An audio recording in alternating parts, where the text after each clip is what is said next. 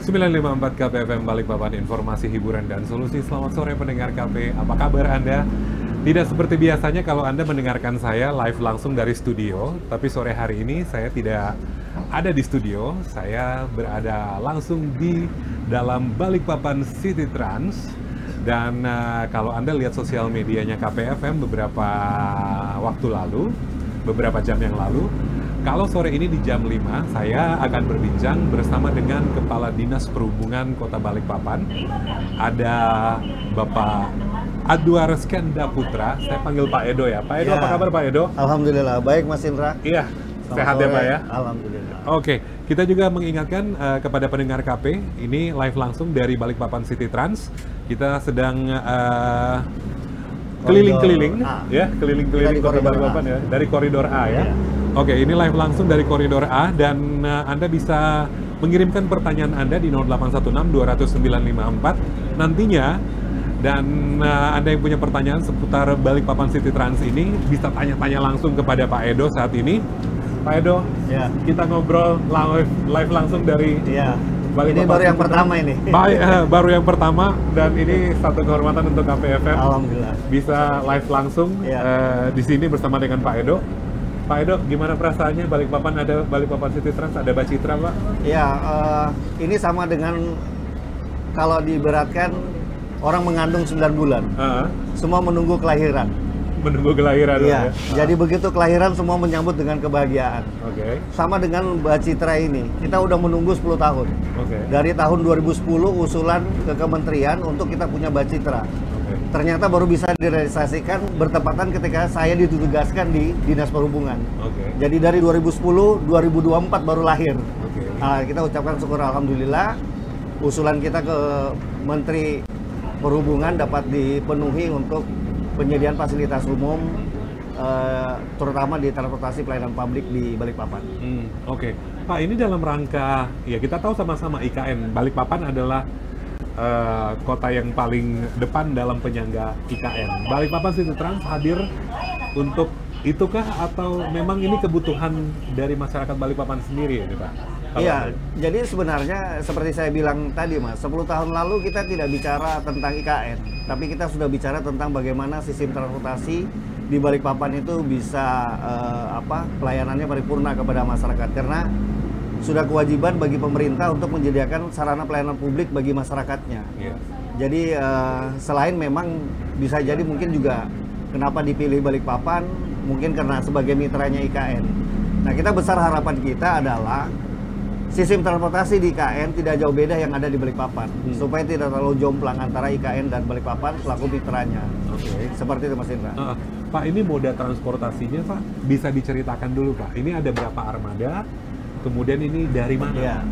Jadi memang usulan kita itu terkait dengan kebutuhan transportasi di Balikpapan ini kan hampir 100 unit sebenarnya hitungan kita untuk mendapatkan titik tunggu dan titik jemputnya lebih sesuai dengan kebutuhan masyarakat. Nah, di kementerian itu ada program, kebetulan ada koridor yang disediakan di Makassar itu tidak dapat berjalan karena suatu hal lah di sana ada 2 koridor yang tidak bisa berjalan sehingga ditariklah oleh Kementerian Perhubungan. Oleh Kementerian Perhubungan itu ditawarkan lagi ke kabupaten kota dengan syarat-syarat tertentu. Oke. Nah, kebetulan Balikpapan kita mengajukan juga. Nah, Balikpapan akhirnya mendapatkan fasilitas transportasi layanan publik ini. Oh, berarti ada beberapa kota Pak ya yang Iya, mengajukan di waktu beberapa itu? kota itu banyak sekali. Ketika kita mendapatkan ini juga saingan juga banyak, termasuk Samarinda, Pontianak, itu juga Makassar pun kembali ngajukan itu. Walaupun dia kemarin ada setelah terhambat tertolak, gitu. ya tertolak, kemudian kembali lagi. Nah, itu saingan kita juga itu gitu loh. Jadi kita yang bersyukur kita yang dipilih untuk mendapatkan itu.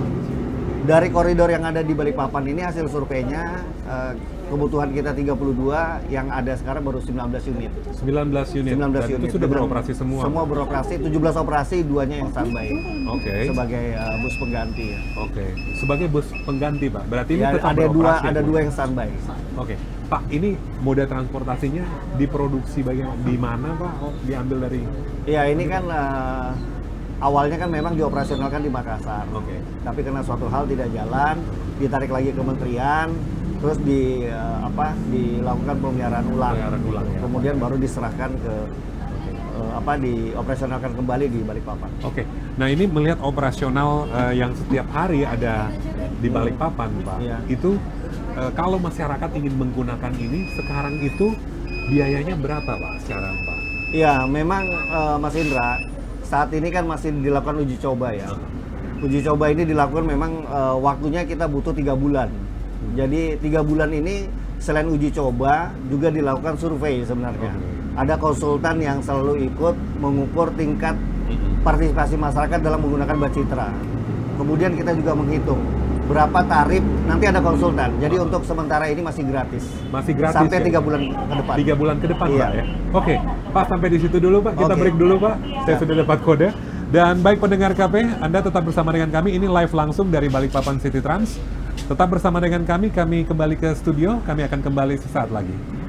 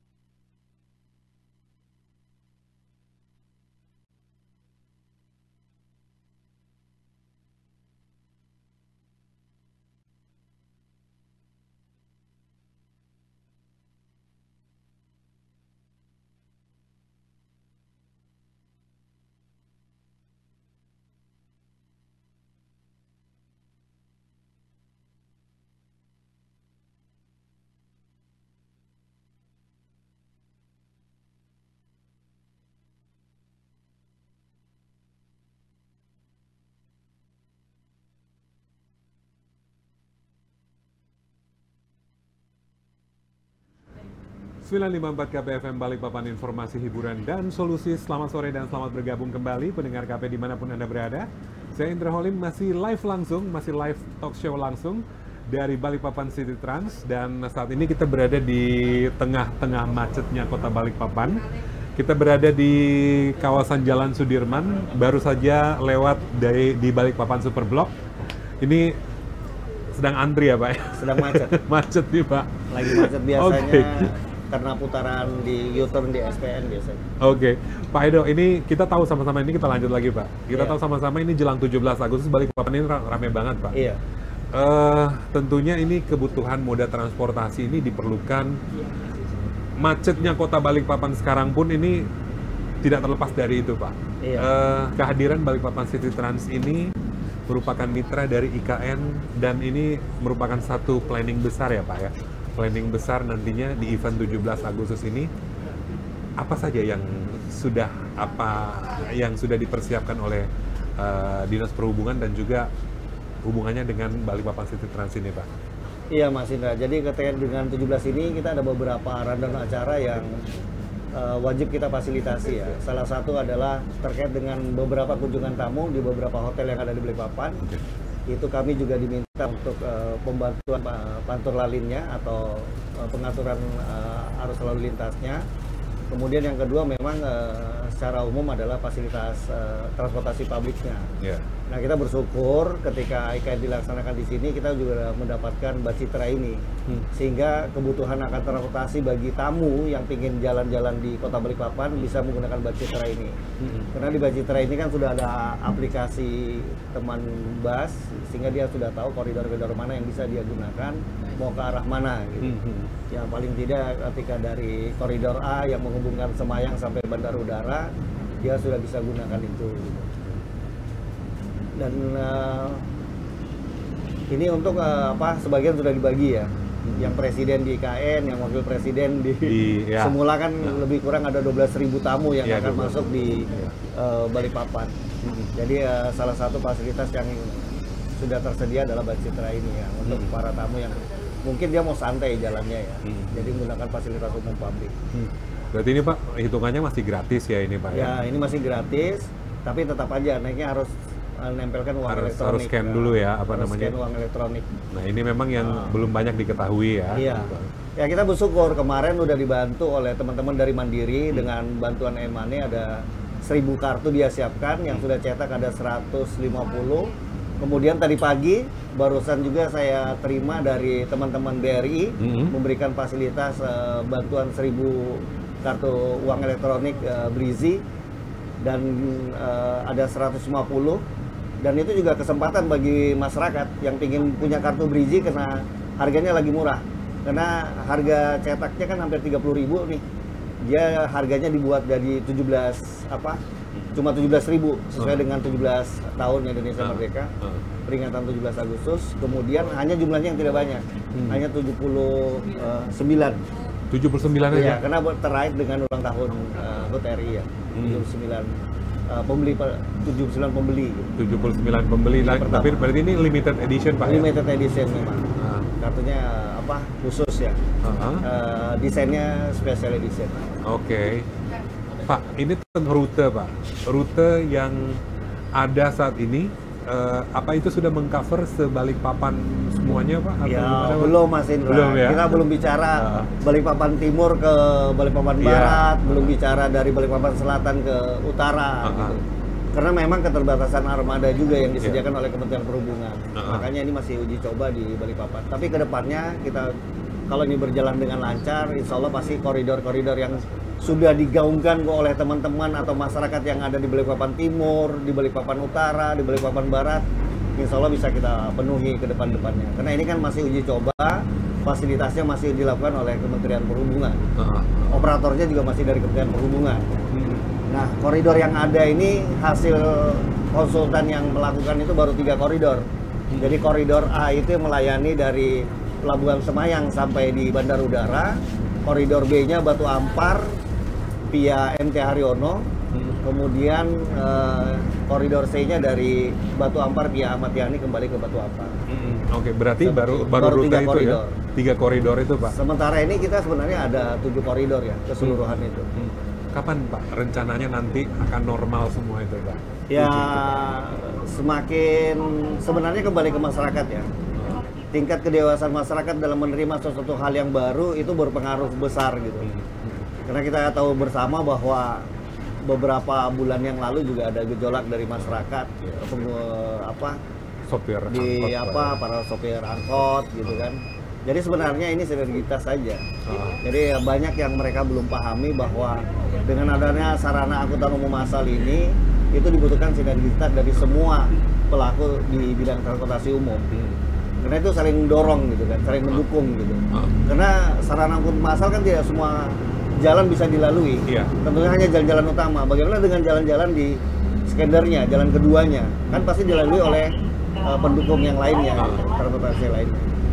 Apalagi ke depannya dengan adanya IKN tentu ada aglomerasi. Aglomerasi itu tidak lagi bicara tentang wilayah, Mas.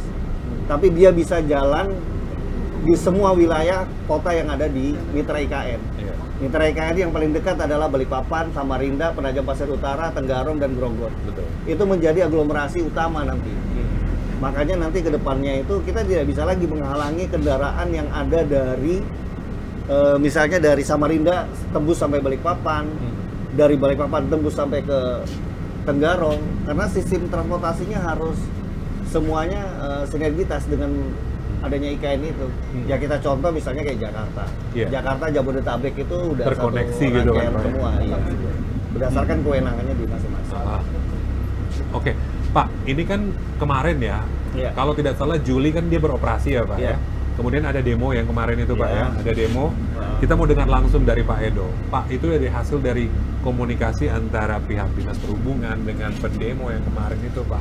Itu hasilnya apa, Pak? Solusinya apa, Pak? Iya, Mas Indra. Jadi sebenarnya kalau saya lihat bahwa banyak hoak ya, banyak berita yang bukan sesungguhnya mereka tahu. Jadi ada gorengan-gorengan juga lah gitu. Jadi seolah-olah bis ini tidak laku di Makassar, dilempar ke sini. Padahal tidak seperti itu ceritanya. Bahwa kebutuhan transportasi itu oleh kota semua butuh. Gitu. Jadi mereka menolak adanya Bacitra itu karena tingkat pendapatannya berkurang. Padahal kita bilang bahwa dengan ada Bacitra ini akan mendorong tingkatan pendapatan dia. Tapi dengan satu catatan gitu, mereka pun harus berubah. Karena tuntutan masyarakat itu kan aman dan nyamannya itu kan. Jadi kita juga akan mendorong mereka untuk pelaku usaha di bidang transportasi umum atau angkutan kota itu melakukan perubahan juga terkait dengan angkutan kotanya. Contoh misalnya kayak Jakarta. Jakarta ada busway, kemudian ada feedernya. Feedernya juga begitu. Pakai e-money, pakai uang elektronik, dan yang gua ber-AC gitu. Jadi dia sama gitu.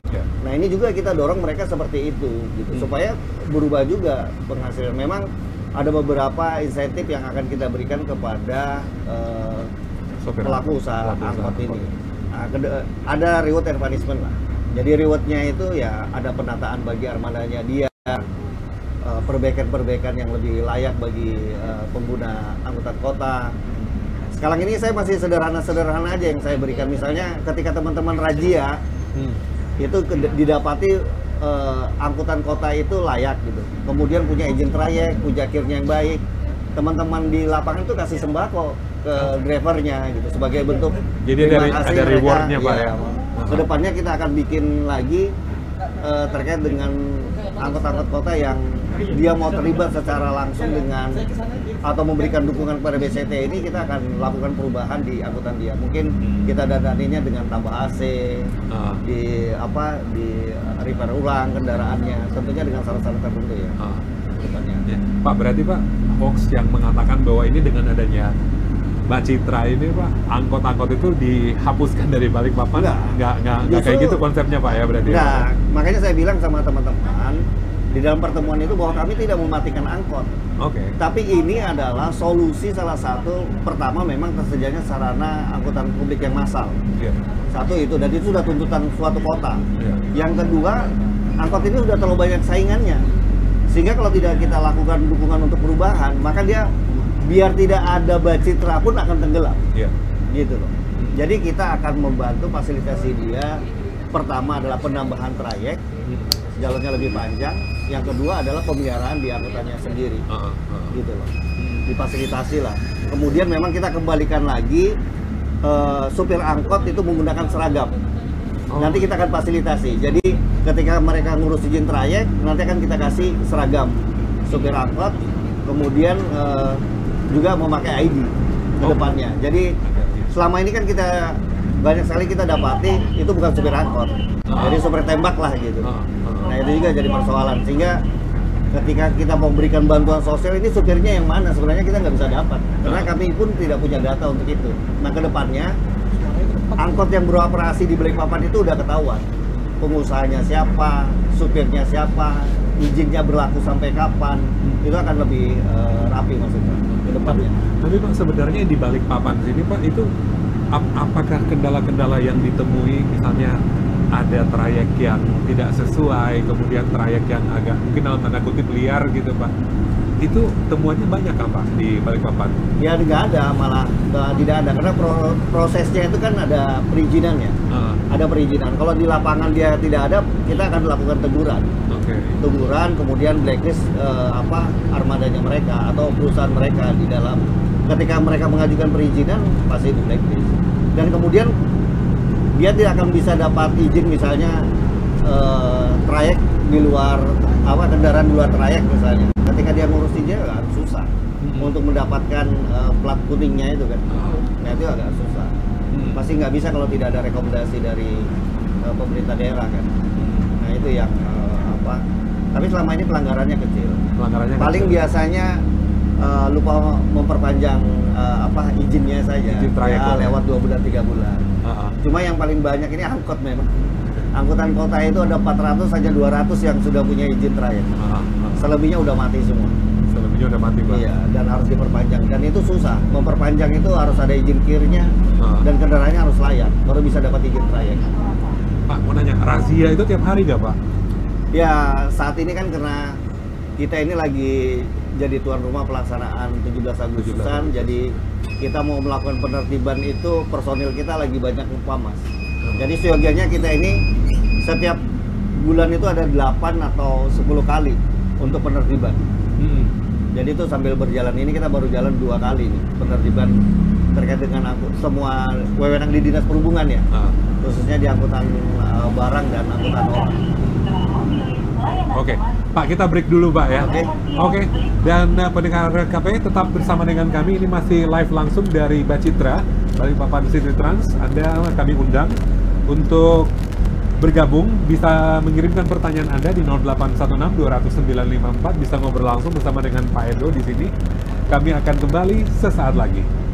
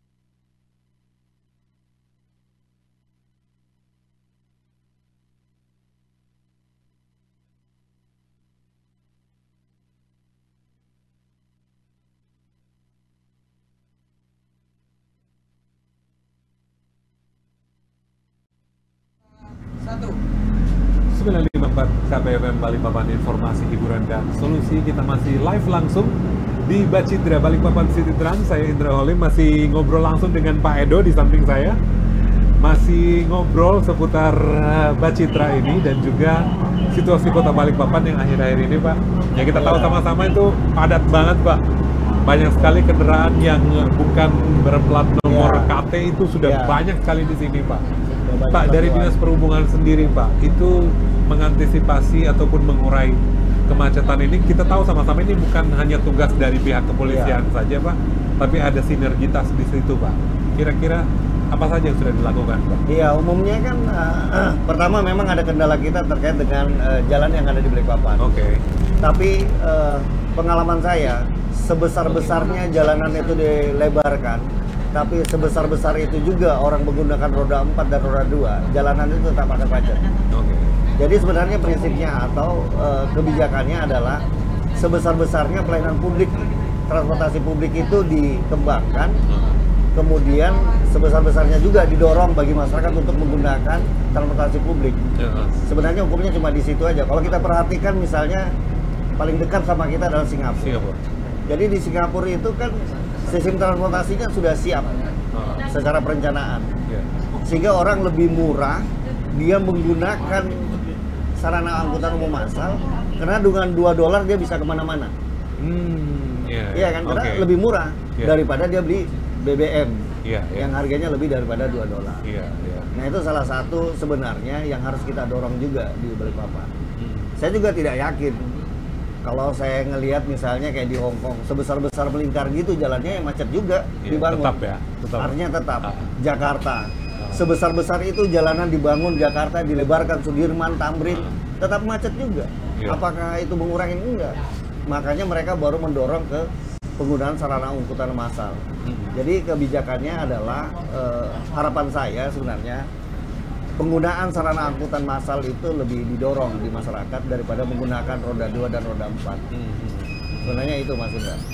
Oke. Berarti, Pak, ini apa di Balikpapan ini, Pak? Ini mungkin apakah efek dari IKN atau? Ya, pastilah ada efek dari IKN. Efek dari IKN dengan bayangin di masuknya mobil-mobil yang dari luar daerah ini, itu secara datanya aja untuk orang ngurus SNK hampir lebih 136.000.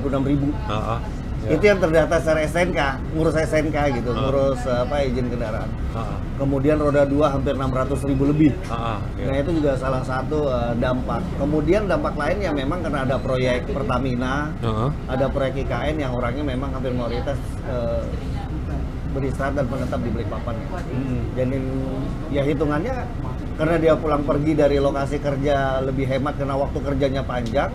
Apalagi kayak RDMP baru selesai 2025 nanti, otomatis dia bawa kendaraan.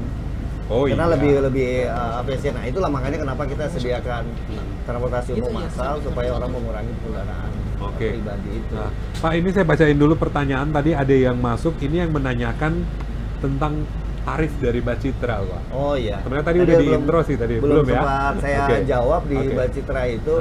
Karena memang tapi ini Mas Indra, selama 3 bulan ini kan kita masih survei ya. Surveinya kita itu dilakukan oleh konsultan Surveyor Indonesia.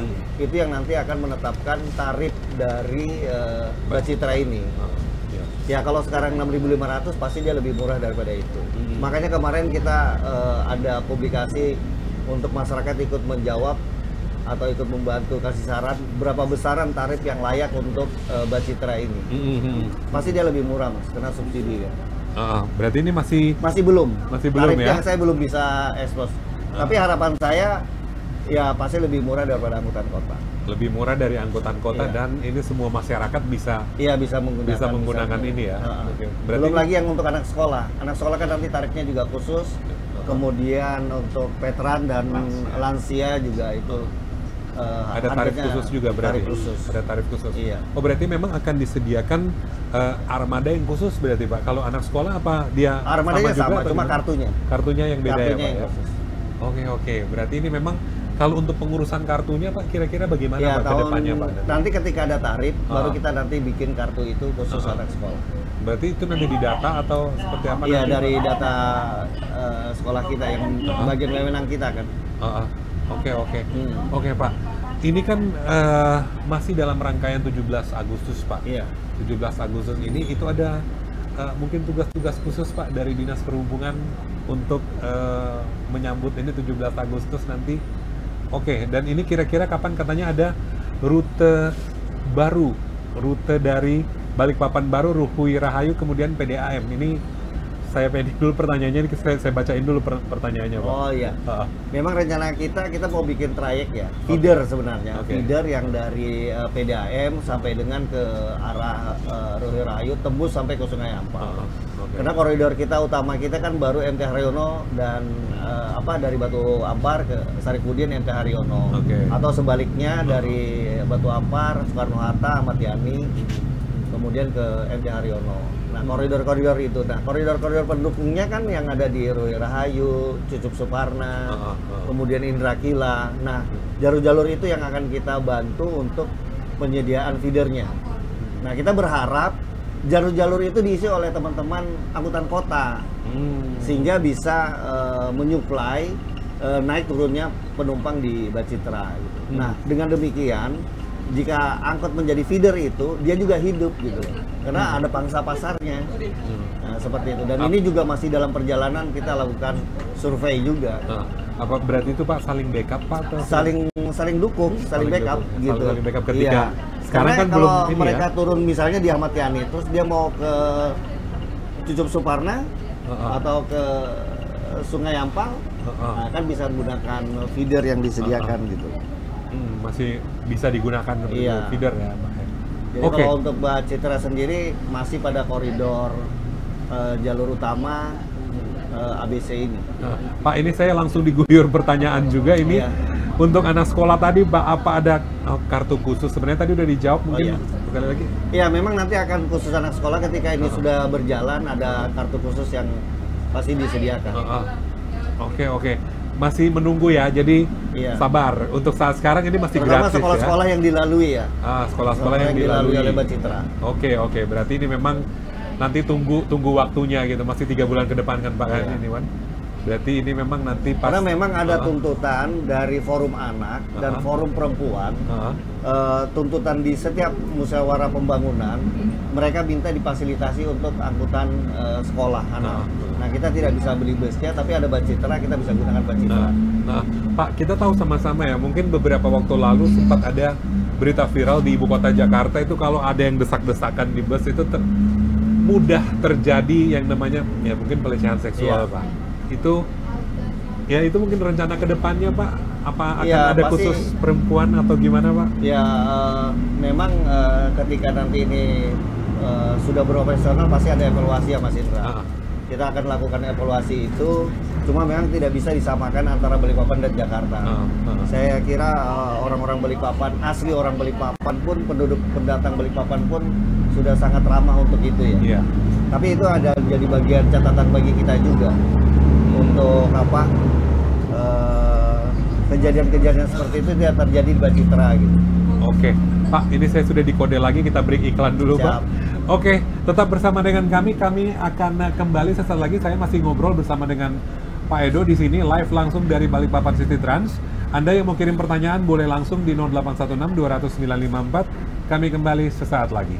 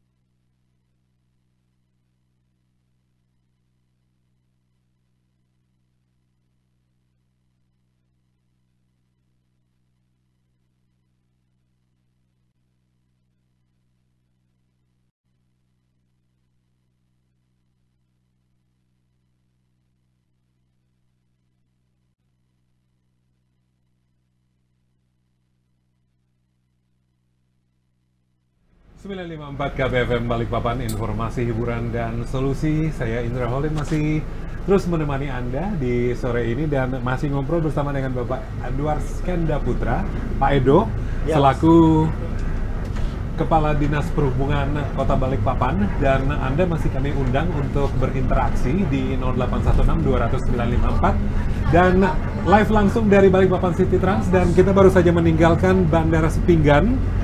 Dan ini kalau Anda lihat nanti tayangannya di YouTube, di KPFM Channel nantinya, di YouTube channel bisa lihat langsung perbincangan kami bersama dengan Pak Edo di sini. Nah, Pak Edo, ini kita lanjut lagi di sesi terakhir nih kayaknya, Iya. Pak. Tepat sekitar 1 jam nih kayaknya kita jalan dari sana ke sini ya, Pak ya. Tadi ya, kalau Oke, Pak, ini di sesi terakhir tentang Balikpapan City Trans ini, mungkin ada hal-hal yang perlu dari Dinas Perhubungan sendiri ini sebagai planning ke depan lagi, apa saja mungkin yang perlu disampaikan kepada masyarakat saat ini, Pak Edo? Iya, sebenarnya besar harapan kami masyarakat bisa menggunakan Bacitra dalam beraktivitas sepanjang di koridor yang ada Bacitra. Gitu. Karena memang masih ada koridor-koridor yang belum bisa kita penuhi karena keterbatasan anggaran dan fasilitasi dari kementerian, terutama yang di daerah timur. Yeah. Jadi bangkitan di Balikpapan Timur juga udah mulai tinggi. Solusinya memang ada penyediaan transportasi dari Balikpapan Timur ke Balikpapan Utara. Karena kami lihat ada pergerakan kendaraan dari Balikpapan Timur ke utara di pagi hari, kemudian di siang hari dari utara ke Balikpapan Timur begitu. Ya mungkin ketersediaan lahan juga yang besar di Balikpapan Timur ya. Sementara beberapa perusahaan ada di utara. Nah, di Balikpapan sendiri memang kedepannya program kita itu kebijakannya adalah interkoneksi antar wilayah, sehingga program-program koneksi kendaraan angkutan umum massal pasti akan selalu kita kembangkan di 5 tahun akan datang, dari 2005 sampai dengan 2030. Itu rencana jangka panjang, Ya, Pak ya? jangka panjangnya. Jangka pendeknya adalah lancarnya kegiatan Bacitra di 3 koridor ini, kemudian tersedianya feeder bagi Bacitra, kemudian angkutan kota yang juga ramah bagi penggunanya. Itu harapan kita ke depannya di 5 tahun akan datang. Ada sinergitas, Pak ya? Ada sinergitas antara angkutan kota dan Bacitra. Oke, itu Pak. harapan besar.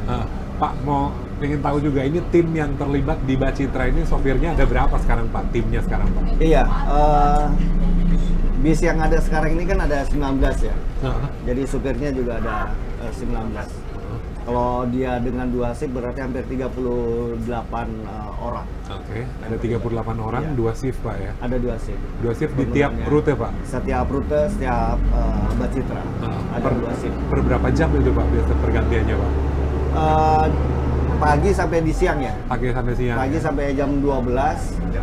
Kemudian jam 12 nanti berganti lagi sampai jam 8 malam. Berarti ini, by the way, Pak, belum 24 jam, Pak ya? Belum. Tapi itu masuk rencana juga, Tapi Pak? ya dalam perkembangan juga seperti itu. Iya, jam operasionalnya, Pak, katanya?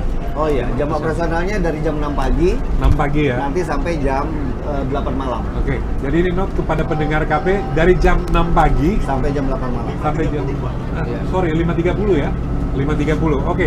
Tadi Pak ada sempat WhatsApp yang masuk, katanya di Makassar itu Pak 5.000 katanya tarifnya, Pak. Ya, mudah-mudahan kita bisa lebih murah. Kan masih disurvei sama konsultan ini, Mas Indra. Semoga kita bisa lebih murah dari itu. Ya, hitungan saya 4.500 sudah memasuki lah. 4.500, Iya. Pak. Tapi kan orang Balikpapan dikasih 4.500, bayar 5.000. Berarti 9.000 boleh, Pak ya? Boleh. 9.000. Tapi lebih murah biar dorongannya masyarakat mau menggunakan angkutan umum massal. Oke. Berarti ini adalah salah satu kebutuhan dari Kota Balikpapan yang Kota sudah Balikpapan, bertransformasi menjadi kota besar Iya. ini, Pak ya? Alhamdulillah respon masyarakat itu semua menyambut positif terkait dengan Bacitra. Banyak sekali dukungan-dukungan yang dilakukan oleh masyarakat, yang DM, komen di Instagram, di Twitter, di Facebook, semua citranya baik gitu. Menyambut Bacitra di Balikpapan. Oke, Pak, ada yang ingin saya sampaikan kalau berkaitan mungkin kalau ada hoax di luar sana Pak tentang Mbak Citra dan lain-lainnya Pak? Iya, kalau dengar Mbak Citra hoax atau berita-berita yang tidak sesuai, lebih baik bertanya di Instagram kami atau di Instagram Mbak Citra. Itu lebih pasti jawabannya daripada mendengarkan karena tidak semua orang juga senang melihat suatu kebaikan. Oke, Pak, ini kalau orang mau nanya Pak, kalau ingin menyampaikan mungkin bukan unek-unek ya, mungkin aspirasi Pak, menyampaikan perspektif dari masyarakat Kota Balikpapan itu menghubunginya kemana Pak? Sebenarnya bisa lewat Disub, kan ada ruang di sana di Instagram Disub, kemudian ada webnya Disub, bisa menyampaikan di sana. Nanti ada admin yang akan menyampaikan dan menjawab. Itu langsung kejawab Pak atau gimana? Langsung terjawab. Langsung terjawab ya? Karena ada adminnya. Oke. Pak, ini kita sebelum kita closing Pak, saya mau nanya sekali lagi tentang kemacetan yang ada di Balikpapan. Terus sekarang ya kita tahu beberapa hari belakangan ini kan perjalanan agak sedikit terhambat karena hujan Pak ya. Jadi ada peran dari Dinas Perhubungan ini sendiri, ada langkah-langkah antisipasi dari Dinas Perhubungan Pak? Iya, memang di Balikpapan itu macetnya itu pertama adalah putaran. Kemudian yang kedua adalah kendaraan yang parkir di bahu jalan. Itu membuat ruang sempit jalan kita gitu.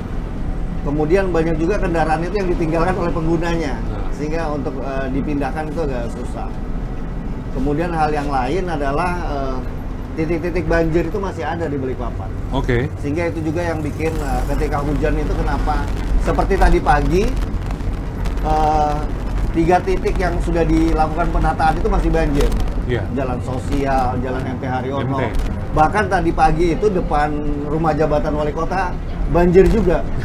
Nah, itu juga menjadi alurnya menjadi panjang dari Tugu KB sampai ke Simpang Dom.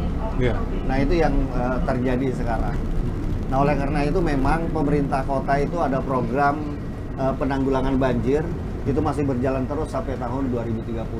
Karena memang salah satunya itu terkait dengan kemacetan, ya harapan kami adalah masyarakat bisa parkir sesuai dengan tempat yang disediakan, tidak parkir pada bahu jalan yang dilarang untuk parkir, karena jalan kita ini kecil gitu. Seperti yang di depan kita ini Pak? Seperti yang di depan ini seyogianya sudah ada aturan yang setiap orang yang punya kendaraan roda 4 wajib punya parkir sendiri. Oke Pak. Pak, ini dalam rangkaian Mbak Citra, kemudian situasi Kota Balikpapan jelang 17 Agustus saat ini Pak, ada yang ingin Anda sampaikan kepada masyarakat Balikpapan keseluruhan, kepada pendengar KP khususnya Pak? Ya, kita mendapatkan Mbak Citra ini, para pendengar sekalian, itu dengan bersusah payah. Seperti saya analogikan tadi bahwa seperti orang menunggu kelahiran bayi yang dikandung 9 bulan. Sama dengan Mbak Citra ini kita menunggu 10 tahun untuk mendapatkannya. Jadi dengan adanya Mbak Citra ini saya mohon kepada pengguna itu penikmat Mbak Citra untuk bisa sama-sama memelihara dan sama-sama mendukung program ini menjadi lebih baik. Begitu juga bagi para pelaku transportasi yang lain. Dengan berubahnya kota itu kita tidak akan pernah berubah kalau kita bicaranya mundur. Kita harus maju ke depan bersama-sama, tidak bisa sendiri-sendiri, dan kita juga terbuka untuk saran dan masukan terkait dengan transportasi di Balikpapan. Mungkin itu Pak Citra. Pak Edo, terima kasih banyak sudah sama-sama, berbincang live langsung dari Mbak Citra Pak. KPFM merasa terhormat bisa ngomong langsung di atas Mbak Citra. Ini yang pertama kali bagi saya. Yang pertama kali Pak ya. Kapan-kapan kita ngobrol lagi di sini ya Pak ya? Boleh. Dengan bisa topik yang berbeda ya? Topik yang berbeda Pak ya. Pak Edo, sukses untuk Mbak Citranya, dan juga jelang 17 Agustus semoga semuanya bisa berjalan dengan baik ya Pak ya. Pendengar kami, demikian perbincangan kami bersama dengan Bapak Adwar Skenda Putra, Pak Edo, selaku Kepala Dinas Perhubungan Kota Balikpapan. Terima kasih untuk Anda yang sudah mendengarkan 1 jam ini. Semoga bisa menginspirasi kita sebagai warga Kota Balikpapan untuk dengan hadirnya Mbak Citra di Balikpapan untuk bisa menjaga dan juga merawat bersama, dan supaya juga ini bisa menjadi salah satu fasilitas terbaik bagi Anda, bagi kita semua warga Kota Balikpapan, pengguna Mbak Citra ini. Saya Indra Holim pamit, kita kembali ke studio, selamat sore dan sampai jumpa.